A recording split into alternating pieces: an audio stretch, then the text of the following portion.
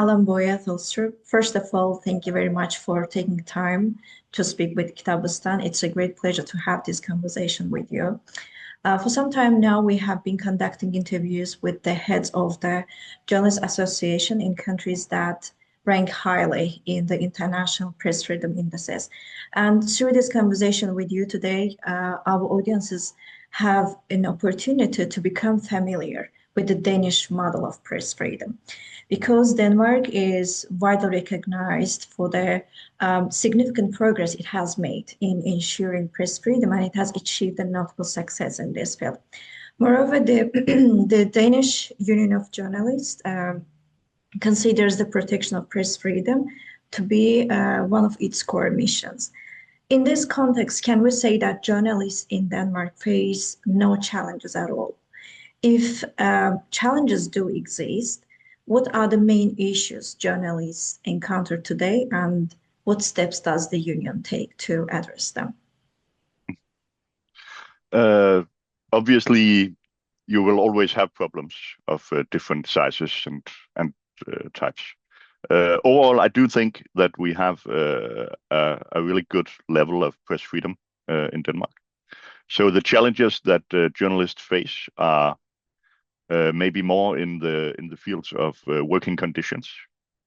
We don't have a large degree of state pressure on journalists, but we sometimes experience that that journalists that cover specific topics can experience a large amount of online hate or online pressure from people that disagree with them. So that can be challenging and can also be quite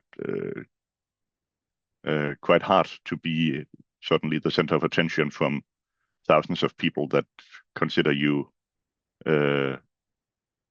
stupid, or say that the things you are reporting about are false. So there's a growing pressure from people reading the journalism. Then, of course, like I think media all over the globe, there are some challenges around the business models. How do you ensure that we have viable media? And as advertising revenue moves from traditional legacy media to the larger online platforms, the economy in the media houses has been put under pressure. And obviously that also affects the working conditions of journalists. How much do they make? How much do they need to produce in a week or in a month? So there are challenges for the working environment and challenges for the press freedom, not necessarily from the state level, but from different levels. Well, as you are talking about the working conditions of the journalists, in the union's official website, it's also emphasized that openness and dialogue in society begin with the improving of the working conditions of media professionals. What direct connection do you see between the working conditions of the journalists and the democratization of society?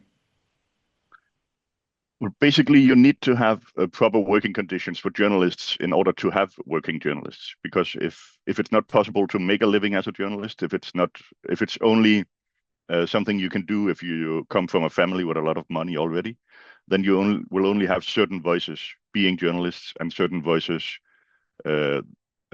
representing the values that you see in media. I think we need journalists to have diverse backgrounds in order to also be recognizable by the population, and also in order to have different points of view when you select your sources, when you select your angles and your stories. You need to have journalists with all different kind of backgrounds. And if it's a profession that can only be filled out by either people from rich families or people who have so much who need to be burn so much for journalism that they don't care about whether they eat or not, then we have too few people working in journalism. So we need to have proper working conditions in order to ensure that we have all different kind of perspectives represented in the media. Well, after Russia's full-scale of invasion of Ukraine, disinformation and propaganda has become intense and systematic. Now, disinformation is no longer a purely national issue, but has turned into a global problem. In such a complex media environment, what concrete measures is the Union taking to address foreign information manipulation in the Danish media? Obviously, we in Denmark we have a large concern for disinformation and misinformation from Russia. We have a strategic geographical placement that makes us interesting. So I know almost all newsrooms are working very systematically with verifying stories, verifying photos, trying to counter mis and disinformation that reaches the public. I think what we experience in Denmark is that a large amount of the mis and disinformation that we see are on the online platforms and not in the edited, responsible media. So I think the media are doing a good job, but the online platforms do not, I think, identify mis and disinformation fast enough. They are not fast enough to remove it. So I think what we need to do is, and what we try to do is try to inform the public that if they want to make sure that what they're reading and what they're seeing is verified and is actually double-checked, then they need to use the edited media, the responsible editorial media, and not just what they see on online platforms. We also try to ensure that there's broad political support for independent public service media that is accessible to everybody, in order to ensure that everybody does have access to verified, proper journalism. Well, I have recently conducted research on gender-based hate speech and discriminatory narratives in Azerbaijani media, which targets heavily women. This is a really sensitive issue because the stereotypes, stigmatizing and labeling narratives about women is very widespread in Azerbaijani media. That's why, in this perspective, I would like to ask, do gender-based hate speech and stereotypes exist in Danish media? If such cases occur, what measures does the Union take to address and counter them? I think there's also gender bias and gender prejudice in Danish media. We have been working for many years to create more equality in media, and we, as a union, we support different initiatives to ensure gender equality. We still see that the number of journalists in the news production, even though the total number of journalists, we have more women than men at this point, but the number of women journalists in newsrooms is still, I think, 38% at the moment. So there's still a disparity. Then we see also that the number of female sources compared to male sources it's a bit above the global average in the Who Makes the News international surveys, but we still have only 31% total female sources. So we still have a lot of work to do to make sure that there are that we have the female point of view on the world represented in a proper way. What our members experience, if they cover certain topics, the online hate that I talked about prior seems to be much more prevalent when you're a female reporter than a male reporter. It seems to be that people tend to much more write to female reporters and call them all different kinds of things than they do to male reporters if they cover climate or immigration or COVID or some of the controversial issues that we have seen. It seems for some reason female reporters are much more exposed to online hate. And we try to see if we can help them, if we can do like digital self-defense classes. I know some of the larger medias have dedicated teams helping. If you know you're going to write about controversial issues, trying to help the reporters, but also try to help the sources, because sometimes it's also female sources that choose to be the face of a story, they are also really exposed to online hate. So there are different initiatives trying to help them. So we are not certainly in a situation where people are afraid to tell their story or are afraid to tell certain types of stories.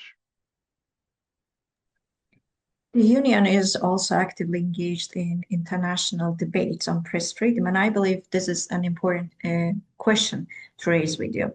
At a time when democratic backsliding is visible in many parts of the world and press freedom increasingly under pressure, based on your personal experience, what advice would you give to journalists working in such restrictive environments on how to protect and uphold press freedom? That's a big question. So yeah, I'm on the steering committee of the European Federation of Journalists, and it is worrying in how many of our member countries we see democratic backsliding. We see pressure on independent media. We see capture of media. We see large political pressure on the public broadcasters.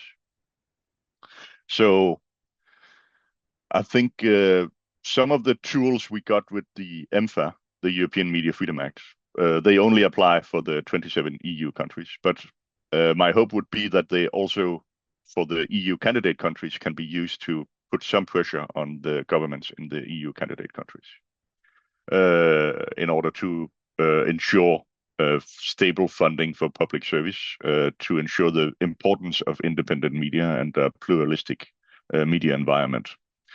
But obviously these are intentions. So in a daily, day-to-day journalistic life, it's not certain that you can use the European Media Freedom Act to ensure your working conditions. So I think if you don't already have in whatever country we're talking about, if you don't already have a strong association or union, I think that would be one step to unionize, to stand together, because as in most of life's questions, the more you are, the stronger you are.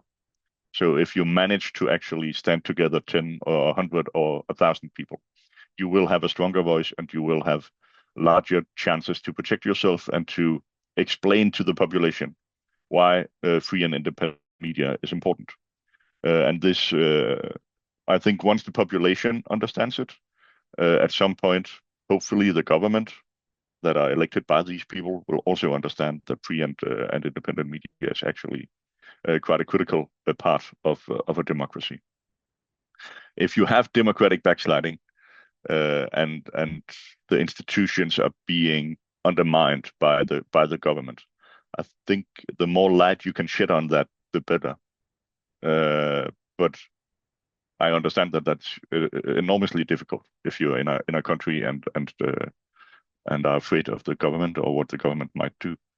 But I think shedding light on it and showing the rest of the world what is happening is one of the chances you have to actually maybe create some international pressure to make it different. Thanks a lot. And in the end, we have a traditional question. Always we ask the book recommendations. And I would like to address this traditional question to you. What book or books would you like to recommend to our readers and viewers to read? Oh, that is a good question. A book on media or democracy, or what do you think? It doesn't matter. What kind of book would you like to recommend to read? Yeah. Well, when we're talking about democratic backsliding and such, I think Animal Farm by George Orwell, I think is surprisingly current in what we see in some countries at the moment. Thank you so much. Thank you for this insightful interview. Thank you. Have a nice day.